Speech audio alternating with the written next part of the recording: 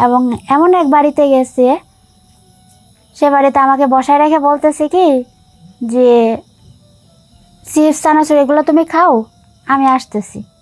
আচ্ছা এই কফিটাও তুমি খাইও, আর এই ঠান্ডাটাও খায় নাও, আমি যাবো আর আসবো। তো হ্যাঁ, আমার সেদিনই মনে হয় আমার জীবনে একটা বড় ভুল হয়ে গেছে। বিস্কিট চানাচুর সবই আমি খাইছি। তো লাস্টে যখন ওই ঠান্ডাটা আমি খাইছি, মানে ঠান্ডাটা হয়তো আপনারা বুঝতেছেন আর কি, কোক বা যেটাই বুঝেন, তো সেই ঠান্ডাটা আমি খাইয়া কিছুক্ষণের মধ্যে আমি অজ্ঞান হয়েছিলাম। আমি জানি না কোনো কিছু যে ওখানে কি হতে চলছে বা কি হবে। তো 3 ঘন্টা পর আমি যখন উঠে দেখি, তখন বিছানায় আমার রক্তাক্ত অবস্থা এবং আমার শরীরটাও ভিজা। আমার শরীরে কোনো কাপড় চোপড়ও ছিল না, কোনো কিচ্ছুই ছিল না। আমার শরীরে শুধুমাত্র ওড়নাটাও নেই, শুধুমাত্র একটা চাদর ছিল। এবং সে বাসায় একটা মহিলা ছিল, সে আয়েশা আমাকে বলতেছে কি এই শরবত খাও, গোসল করে আসো, সমস্যা নেই। আমি তখনও কোনো কিছু বুঝি না যে আমার মধ্যে কি হইতেছে বা কি সমস্যা চলতেছে। তো গোসল করলাম, ফ্রেশ হইলাম, নিজের ড্রেস আপ চেঞ্জ করলাম। চেঞ্জ করে লোকটা আসলো, লোকটা এসে বলতেছে কি, মানে লোকটা বলতে যাকে আমি মামা মামা বলি আর কি, সে এসে বলতেছে কি যে চলো চলে যাই। তখন আমি তেমন কিছু বুঝতেছি না যে আমার সাথে কি ঘটছে, কারণ আমি তখন আসলে খুব ছোট। ওই মাথার মধ্যে ওই এখন যেরকম আমরা বুঝি না যে ফিজিক্যালি রিলেশন বা যেটা হয় আর কি, তখন আমি সেটা বুঝতাম না। তো হঠাৎ করে সেটাই হয় আমার সাথে। তো বাসায় যাওয়ার আগে মানে আম্মুর সাথে আর কি বাসায় চলে গেলাম। তো বাসায় যায় শুধু একটা কথাই কাঁদতেছে আর বলতেছে কি আম্মু আমার না খুব ব্যথা করে, আমার না ব্যথা করে। কিন্তু আবার আম্মু একটা কথাই বলতো, ময়মনসিংহ বাড়ি, তো আপনাদের মাঝে আসছি কিছু কথা শেয়ার করার জন্য। আমি জানি এই কথাগুলো আসলে কাউকে বলাও যায় না বা আপনাদের বলাটাও আমার জন্য ঠিক না, তারপরও আমি এই কথাগুলো আপনাদের সাথে একটু শেয়ার করতে চাই। আমার মনে হয় এই কথাগুলোতে আপনাদের জানাও দরকার আর কিছু শেখারও আছে। আমি চাই এই কথাগুলো আপনারা জানেন। আমি যখন ক্লাস 8-এ পড়ি, আমি তখন বাড়িতেই থাকি আর কি, গ্রামে থাকি, মা বাবা আত্মীয় স্বজন সবাইকে নিয়ে থাকি। তো আমি যখন স্কুলে গেছি আর কি, স্কুল থেকে আমার মা হঠাৎ করে ফোন দিয়ে আমাকে বলে, মানে আমাকে বলে না আর কি, আমার স্কুলে একজন স্যারকে বলছে যে সময়কে পাঠাই দাও। তো আমাকে যখন জানায় আর কি, তখন তো আমার খুব অবস্থা খারাপ যে মা অসুস্থ, আমাকে চলে যেতে হবে। তো আমি দৌড়াই চলে যাই বাড়িতে। আর বাড়িতে যাওয়ার পরে মা বলে কি চল কোথাও যাব। তা আমার আম্মু বলছে, তা আমি তো খুশি। আমার ছোটো ভাইকে যাবে, আম্মুরে জিজ্ঞাসা করলাম, কয় হ্যাঁ তোর ছোটো ভাইও যাবে, তোরা দুজনেই আমার সাথে ঘুরতে যাবি। তো ভালো কথা, আমরা দুজনে একসাথে রেডি হইয়া যাই। সেটা হলো একটা শহরে আর কি, আমাদের এখানে একটা বড় কলেজ আছে, সেই কলেজের শহরের দিকে আর কি। তো আমরা একটা মাঠের দিকে আর কি বসি। তো তখন একটা লোক আসে, সম্পর্কে আর কি আম্মুর মানে ভাই হয়, মানে সম্পর্ক বলতে গেলে আমার মামাই হয় আর কি। তো কতক্ষণ কিছু কথাবার্তা বলার পরে পরে আমাকে বলতেছে যে ঠিক আছে তাহলে চলো তোমাকে নিয়ে এক জায়গায় যাবো। তখন আমি বললাম যে মামা কোথায় যাব? ওরা আম্মু বলতেছে কি আরে তোরা তো ছেলে দেখাবার জন্য নিয়ে আসছি। আমাকে কি বললেন, ছেলে দেখানোর জন্য নিয়ে আসছেন মানে? কই হ্যাঁ ছেলে দেখানোর জন্যই তোকে নিয়ে আসছি, তুই যা ওর সাথে যা, ও তো আমার ভাই হয়, সমস্যা নেই তুই যা। তো আমি তার ভাইয়ের সাথে গেছি এবং এমন এক বাড়িতে গেছি, সে বাড়িতে আমাকে বসায় রেখে বলতেছে কি যে চিপস চানাচুর এগুলো তুমি খাও, আমি আসতেছি। আচ্ছা এই কফিটাও তুমি খাইও, আর এই ঠান্ডাটাও খায় নাও, আমি যাবো আর আসবো। তো হ্যাঁ, আমার সেদিনই মনে হয় আমার জীবনে একটা বড় ভুল হয়ে গেছে। বিস্কিট চানাচুর সবই আমি খাইছি।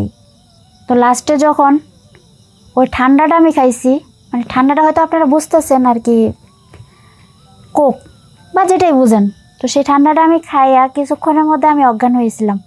আমি জানি না কোনো কিছু যে ওখানে কি হতে চলছে বা কি হবে। তো 3 ঘন্টা পর আমি যখন উঠে দেখি, তখন বিছানায় আমার রক্তাক্ত অবস্থা এবং আমার শরীরটাও ভিজা। আমার শরীরে কোনো কাপড় চোপড়ও ছিল না, কোনো কিচ্ছুই ছিল না। আমার শরীরে শুধুমাত্র ওড়নাটাও নেই, শুধুমাত্র একটা চাদর ছিল। এবং সে বাসায় একটা মহিলা ছিল, সে আয়েশা আমাকে বলতেছে কি, এই শরবত খাও, গোসল করে আসো, সমস্যা নেই। আমি তখনও কোনো কিছু বুঝি না যে আমার মধ্যে কি হইতেছে বা কি সমস্যা চলতেছে। তো গোসল করলাম, ফ্রেশ হইলাম, নিজের ড্রেস আপ চেঞ্জ করলাম। চেঞ্জ করে লোকটা আসলো। লোকটা এসে বলতেছে কি, মানে লোকটা বলতে যাকে আমি মামা মামা বলি আর কি, সে এসে বলতেছে কি যে চলো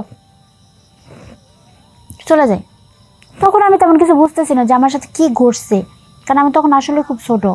ওই মাথার মধ্যে ওই এখন যেরকম আমরা বুঝি না যে ফিজিক্যালি রিলেশন বা যেটা হয় আর কি, তখন আমি সেটা বুঝতাম না। তো হঠাৎ করে সেটাই হয় আমার সাথে। তো বাসায় যাওয়ার আগে মানে আম্মুর সাথে আর কি বাসায় চলে গেলাম। তো বাসায় যায় শুধু একটা কথাই কাঁদতেছে আর বলতেছে কি, আম্মু আমার না খুব ব্যথা করে, আমার না ব্যথা করে। কিন্তু আবার আম্মু একটা কথাই বলতো যে তুই ওষুধটা খা, সব ঠিক হয়ে যাবে, তোর কোনো সমস্যা নেই। আমি সেটাই করতাম। এটা প্রতিনিয়ত আমার প্রায় 6-7 মাস এরকম চলে যায়, প্রায় বছর খানিকও হয়েছে। তো মাঝপথে আমি আম্মুকে পুরো বিষয়টা বললাম, কিন্তু আম্মু পুরোটা বিষয় আমার কখনো মাইনে নিত না। সবসময় বলতো সমস্যা কি, টাকা পাচ্ছি, সেটা পাচ্ছি, সেটা পাচ্ছি, সমস্যা নাই তো, আমিও চলতে পারতেছি। আপনারা বলেন এ কেমন মা, যে মা কিনা সন্তানের সাথে, নিজের সন্তানের সাথে এরকম ব্যবহার করতে পারে? আপনারাই বলেন। আমি আপনাদের কাছে প্রশ্নের উত্তর চাই যে কেমন মা যে নিজের সন্তানের বিক্রি করে দিতেছে বা বিক্রি করে ফেলছে, এই জায়গায় নিজের সন্তান কোনো কিছু করতে পারতেছে না, কারণ তখন তো সে নিরুপায়। কি করবে বলেন তো আপনারা? সেই মুহূর্তে সেই মামা, মানে যাকে মামা মামা বলতো, তাকে শুধু একটা প্রশ্নই করলো, না সরি এখানে একটু ভুল হয়েছে, আমি একটা কথা বলতে ভুলে গেছিলাম। সেটা হলো, আমাকে মাঝপথে হঠাৎ একদিন ফোন দেয়, আমার আম্মুর কাছে ফোন দেয়। পরে আম্মু বলে কথা বল। আমি জানতাম না কি আমার সাথে কথা বলতে চাচ্ছে। তো আমি বলছি, সালাম দিলাম, সব কিছু কথা হাই হাই হলো বললো। পরে বলতেছে তুমি কি জানো এই তোমার কিছু ছবি আমার কাছে আছে। আমি ছবি মানে ঠিক বুঝতে পারলাম না, আপনি আমার মামা হন, কি বলতেছেন? আমি তো তোর আসল মামা না, মানে তুই তো করেই বলতেছে, তোর সাথে আমার দেখা করা দরকার। তখন আমি ভাবলাম যে ছবি আছে কি আছে, আমি কিছু বুঝতেছি না, আম্মুকে বলবো কথাটা না বলবো না। পরে ভাবলাম থাক, কিছু বলবো না।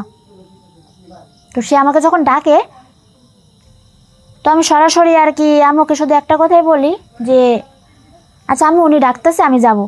কে ডাকে? কত? আমি বললাম আপনার ভাই ডাকতেছে আমারে। আচ্ছা ঠিক আছে, যা, সমস্যা নাই। তো আমাকে ডাইরেক্ট একটা সিএনজি ভাড়া করে দেয়, আমি সাথে সাথেই সে শহরের দিকে চলে যাই, দেখি দাঁড়ায় আছে মোটর সাইকেল নিয়ে। তো আমার সাথে সরাসরি একটা মানে হোটেলে দেখা করতে চায়, তাও গেলাম, যাই কথাবার্তা বললাম। তখন উনি আমার বলতেছে কি যে এই দেখ ছবিগুলা। আমাকে এইগুলো কখন তুলছেন? যখনই তুলি।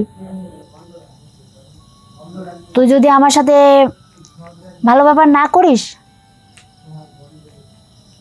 তাহলে এই ছবিগুলো আমি ঠিক সাইডে দেবো। আর কোথায় ছাড়বো সেটা তো জানিস, নেটে। আর নেটে ছাড়লে তুই সারা জীবন এভাবেই নইলে মরতে হবে, নয় বাঁচতে হবে। তো বল কী করবি? তো বলছে আপনার সাথে আমার কী করতে হবে? তুই তো জানিস আমার সাথে রিলেশনটা কন্টিনিউ করতে হবে, কখনো তুই আমার ছেড়ে যেতে পারবি না, আমি যখন যা চাবো তখন তাই তোকে দিতে হবে।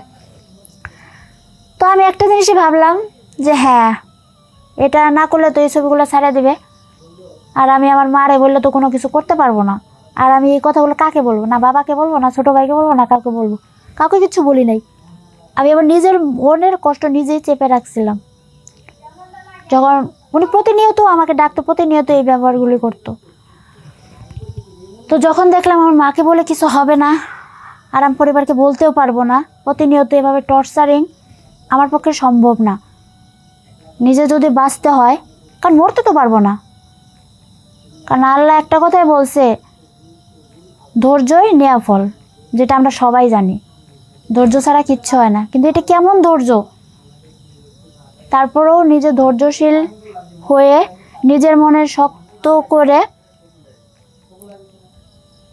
আমি কিছুদিনের মধ্যে ঢাকা পালিয়ে আসি। আর ঢাকা পালিয়ে এসে আমি চাকরি করি। বর্তমানে আমি এখন যে অফিসে চাকরি করি, আল্লাহর রহমতে অফিসটাও ভালো, আর নিজেও চলতে পারতেছি, সব দিকেই ভালো। তো দর্শক, আপনাদের কাছে আমার তেমন কিছু বলার নাই, তবে একটা কথাই আমি বলতে পারি যে আজকাল নিজের মারও বিশ্বাস করা যায় না। আর সে জায়গায় আপনি কিভাবে আপন মামারও বিশ্বাস করা যায় না, তাহলে পরের মামারে আপনারা কি করে বিশ্বাস করবেন বলুন তো? আপনাদের কাছে একটাই অনুরোধ, নিজের মামাকে বিশ্বাস করেন না, অন্য মামাকে তো দূরেও বিশ্বাস করেন না।